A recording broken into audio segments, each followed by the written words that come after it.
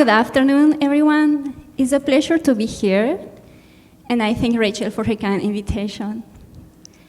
With heartfelt gratitude, I'll introduce myself and I'll introduce my community as well. So as you know, my name is Sister Gabriela. I was born in Monterrey, Nuevo León, Mexico, and I grew up in the renewal charismatic movement. Jesus has been in my life from a very early age as my best friend.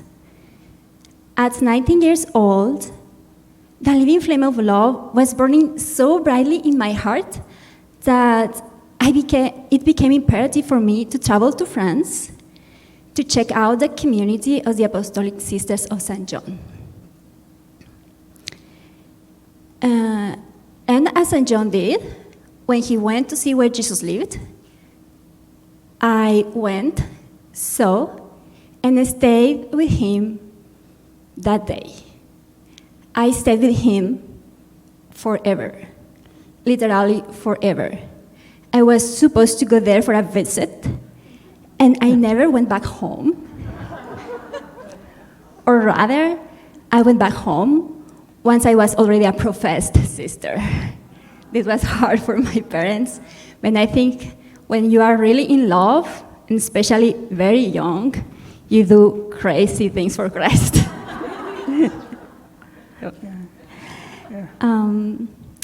Then, yes, I ministered for 16 years in France. I served for 5 years in Cebu, Philippines, and since 2016, I have been in the States. As the Apostolic Sisters of St. John, we strive to live as daughters of St. John, the beloved disciple and evangelist. What we have seen and contemplate, we proclaim to you, wrote St. John in his first letter. We are a contemplative and apostolic missionary community with a monastic spirit. First of all, we desire to live with the same intimacy that John lived with Jesus. At the Last Supper, John reclined on Jesus' heart and was so close to Jesus that he could ask for the name of the traitor. And Jesus revealed it to him. By this, we can see the unique intimacy between John and Jesus. Jesus knew that he could entrust anything to John. John, who had experienced the loving gaze of Jesus upon him, could not contain it for himself. So he announced it to everyone. It is from this heart-to-heart with Jesus that the announcement of the gospel overflows. We want to follow also John the disciple, the evangelist, the one who is sent to announce to all that they are made for this intimacy as well. This is not only reserved for consecrated people. Nope. This is the burning desire of the heart of Jesus for all. You remember Luke 12? I have come to set the earth on fire, and how I wish it were already blazing. Then we go back to the convent to present to the Lord all those whom we encounter in our missions or apostolates.